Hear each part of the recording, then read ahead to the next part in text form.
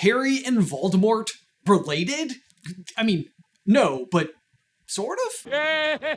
Hey, brother! Okay, so no, Harry and Voldemort are not related in any meaningful way at all, but technically they share an ancestor some 25 to 30 generations ago in the form of the Peverell brothers' parents. So yeah, I guess they are related in that way, but honestly, me and you, whatever viewer you are, wherever you are in the world, are probably more closely related than that. Closer than great times 10 to the 25th power grandparents. That's how that works, right? Anyway, see you at the next family reunion.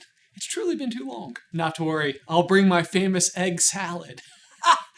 That's not even the question I am most concerned with today, because the real question isn't how they are related, it's how on earth Voldemort is actually related to Cadmus Peverell, aka the second brother, and the original owner of the Resurrection Stone. Because if memory serves, and I'm fairly certain it does, Cadmus is engaged to a woman who suffers an untimely death, and then after the stone fails to bring her back the way he expects, he takes matters into his own hands and joins her in death. So like, end of the line, right? Also, let's not forget about the other side of Voldemort's family heirlooms, the Slytherin side. Clearly, Slytherin had kids, but like, why don't we know anything about his wife or children? It's awful hard to be the heir of Slytherin 1,000 years later if there was just no first heir. And then there's the question, like, did the founders come first or the Peverells? And then the Gaunts are injected somewhere in there, unfortunately. Anyway, today we're going to get to the bottom of all of it. Hey, brother!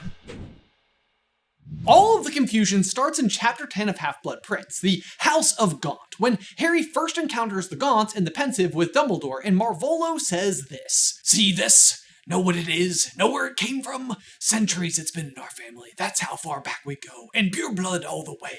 Know how much I've been offered for this, with the Peverell coat of arms engraved on the stone. This is our first ever introduction to the name of Peverell, and we won't get clarification on it until Deathly Hallows, when Harry starts piecing it all together. But it is seemingly proof that Voldemort is indeed a descendant of Cadmus, because the stone in question is the Resurrection Stone, and he's the one who created it. If so facto, Bob's your uncle. I have no idea what that means. Who's Bob? Plus, Harry will eventually find out he is personally a descendant of the third brother, Ignotus, but in his case, the entire line is really easy to trace, because there's an official family tree showing the Potters throughout the generations, and when Iolanthe Peverell married Hardwin Potter. Dumbledore even confirms this for us in King's Cross Station. The cloak, as you know, traveled down through the ages, father to son, mother to daughter, right down to Ignotus's last living descendant, who was born as Ignotus was in the village of Godric's Hollow. So, Ignotus, nice and easy, but Cadmus, not so much. As we said, his story seemingly ends with him ending his own life so that he can be with his dead fiancé. So, like, when would they have had kids? Well, I have a couple of options for you. First, just because Cadmus's fiancé died doesn't mean Cadmus never took another wife or had children with anyone else. It is perfectly possible that he got married again and then had a child, but then invented or received the Resurrection Stone and brought back his first love, who he'd never gotten over. The one who got away. Am I right? Might be a little bit too morbid. We should probably cut that. And if you're thinking, wow, that's terrible, that means he abandoned his wife and child to be with a dead lady? Well, yeah, it is terrible, correct, but let's not have any misgivings about Cadmus either. While his story sounds tragic in the fable, like he was tricked by death and victim of circumstance, don't forget this part either. Then the second brother, who was an arrogant man, decided that he wanted to humiliate death still further, and asked for the power to recall others from death. It takes a special kind of arrogance to try to humiliate death himself, but it gets worse because I just reread that section and I have been calling the maiden in question his fiancé, but that's not true. It just says, to his amazement and his delight, the figure of the girl he had once hoped to marry before her untimely death appeared at once before him. Gosh, this girl can't get away, right? Like, can you imagine her day in the afterlife just like wafting around, enjoying an ethereal croissant when it's like, what's this? I'm in the mortal. Oh, it's you. What, that creepy guy who used to stare. Hi. I made you a rock. Well, technically I made you from the rock.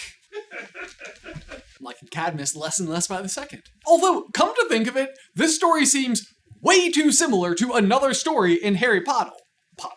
Harry Potter. Another story in Harry Potter, which made me ask the question, like, is it possible?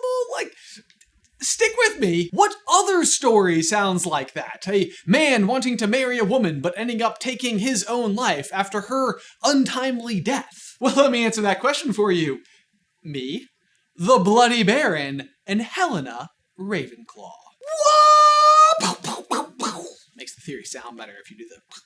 And it's like, oh wow, like he seems like genuinely mind-blowing, so maybe I'm mind-blown too. Like, we're all in this together. I kind of can't believe I've never caught this before now, but could the Bloody Baron have been Cadmus Peverell? Because here's what the Grey Lady, aka Helena, tells Harry. In spite of my perfidy, she was desperate to see me one more time. She sent a man who had long loved me, though I spurned his advances to find me. She knew that he would not rest until he had done so. He tracked me to the forest where I was hiding. When I refused to return with him, he became violent. The Baron was always a hot-tempered man, furious at my refusal, jealous of my freedom. He stabbed me. Stabbed? They left that part out of the fairy tale, didn't they? And I know what you're thinking. It doesn't add up because he then immediately kills himself, thus had no time to, go about making the stone. And yet, immediately killing himself is not precisely what it says. When he saw what he had done, he was overcome with remorse. He took the weapon that had claimed my life and used it to kill himself. All these centuries later, he wears his chains as an act of penitence, as he should. Well, sorry, let me redeliver that last line. As he should. I'm starting to like Helena less and less by the second. I'm not her. I'm not. I'm me. Yo, we did the briefest pause. Give a huge thank you to today's sponsor, Aura Frames. The end of the summer isn't terribly far off in the distance, but that doesn't mean you have to let the memories you made at the reunion of you and your 3 to 4 billion closest family members fade. You guys get it? That's like a throwback to before. Like, we're all in this together. You get it. What I mean, though, is that Aura Frames is the ultimate way to keep all of your most cherished memories close at hand. Here's how it works. Aura Frame makes an amazing digital picture frame that allows you and your loved ones to all quickly and easily add as many photos to a rotating carousel of images. And we straight up love these. We got them for our parents and grandparents for the holidays. We have them in our own personal homes. Our dad has one in his office. And my personal favorite is being able to add photos to my own frame after a fun weekend or trip, and then can easily just copy that same collection of new photos to theirs in literal seconds. Meaning not only is my frame up to date with my latest adventures, but so are all of my family members. So start reliving your favorite memories by visiting auraframes.com, and for a limited time, listeners can get $35 off their best-selling Carver mat frame. That's AURA frames.com. The promo code is SCB, and support the show by mentioning us at checkout. Terms and conditions do apply. Now back to the video.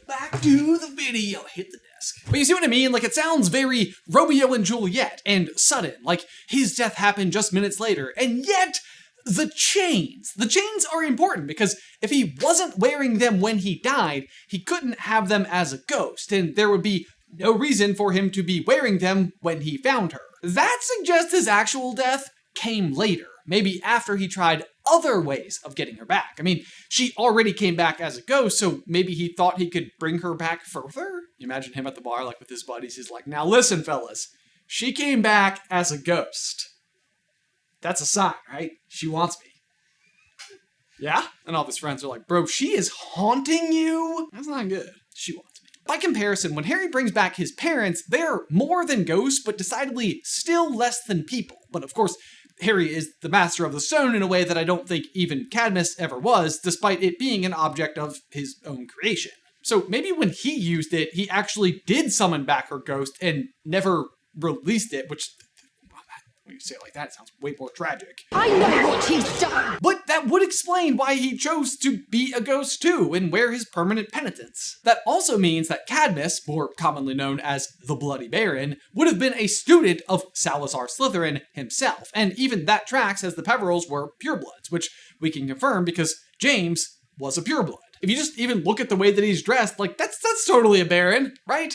And it fits in this, like, satisfyingly eerie kind of way. But fun as that theory is, it's not the only path that the timeline ultimately could have taken. Because even if Cadmus didn't go full ghost mode and stab his way into legend, there's still a question of the child, and that's where things get even more Voldemort-y. Another option is that perhaps Cadmus and the woman actually were in love, and she did die early, but that doesn't mean they couldn't have had a child beforehand. Maybe she even died in childbirth. Which, yes, does again mean that he takes his own life and leaves behind his child, and yet it seems so fitting for one of Voldemort's oldest ancestors, doesn't it? In fact, it sounds almost identical to his own origin. Merope Gaunt dies minutes after giving birth to Tom Riddle, and his actual father also abandoned him before he was even born. He effectively was dead to him, until Voldemort grew up and really made him dead to him. You know what I mean? Too soon? You know what? I don't think that one's too soon. I think it's just the right amount of time. Like Cedric! I'm sorry, guys. It's like, or, and this wouldn't surprise me at all, Voldemort and the Gaunts aren't related to the Peverell family at all. Cadmus actually did die with no heirs, but at some point in an effort to boost their own pureblood status, one of the Gaunts broke into his grave and stole the ring with the coat of arms on it. It's the exact same move Umbridge is playing when she steals the locket from Mundungus and uses it to claim that she's related to the Selwyns. In fact, Marvolo calling the symbol of the Deathly Hallows on the ring a coat of arms when it's not just seems like even further proof. That points even more to it being stolen, because a real family member would know what the symbol of the Deathly Hallows is. Right? Imagine them meeting up at a family reunion and Marvolo's like sporting like a Deathly Hallows symbol and like Cadmus is over there like, hey, why do you have that on display? And then he's like, it's our coat of arms. And he's like, no, it isn't. Those are our secret inventions. We don't tell people about those. Why are you wearing it? And Xenophilius Lovegood walks up and he's like, oh, my 25th grandfather, hello! A fellow quester. You too seek the Deathly Hallows? Dude, I made the Deathly Hallows.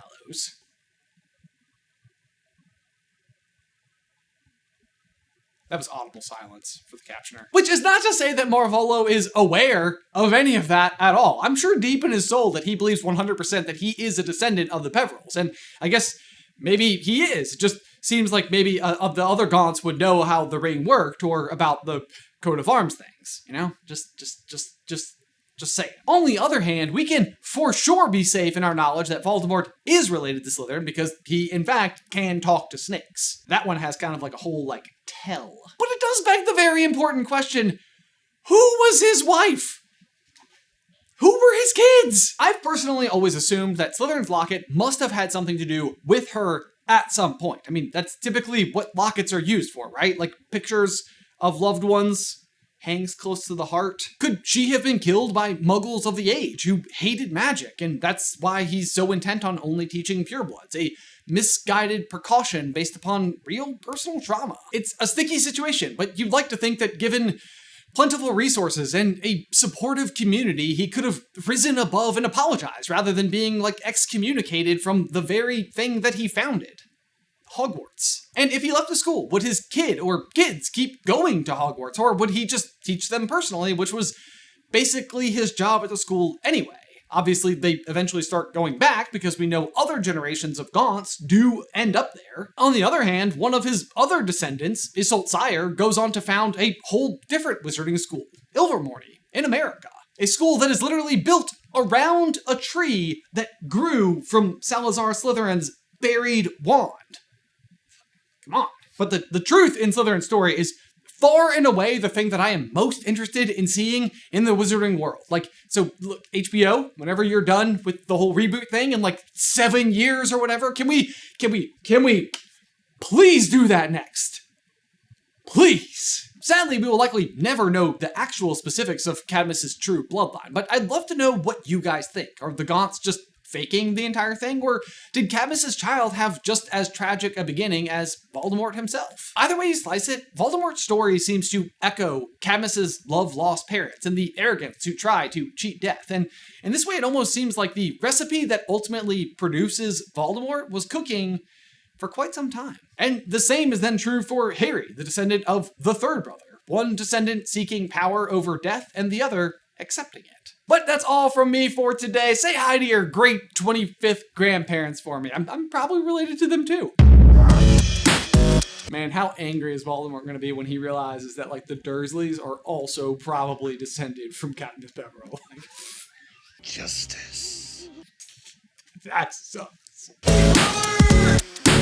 Y'all, as always, thank you so much for watching. Be sure to like this video and subscribe to the channel if you haven't already. If you've been loving all of our Harry Potter theories lately, I have got to say that there is nothing that has like increased what I feel like is the overall quality of what we're producing than what we're doing on our podcast through the Gryffindor, where Jay and I are just going page by page, line by line of the entire story, looking for every detail really together to kind of like crack new codes. And I don't know, like I just think we keep finding new stuff. If you want to check it out and you haven't seen it before, here is a link to episode 1. But otherwise, until next time, bye. And also don't forget to eat cheese.